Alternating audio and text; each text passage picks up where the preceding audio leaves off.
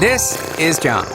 John snores so loudly, he keeps his wife, kids, and neighborhood awake at night. John knows he snores because his wife sleeps in a separate room now.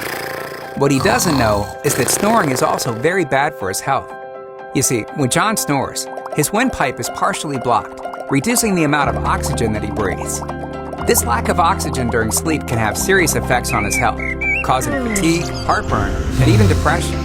Many cases of heart failure and stroke are also directly related to some form of sleep disorder.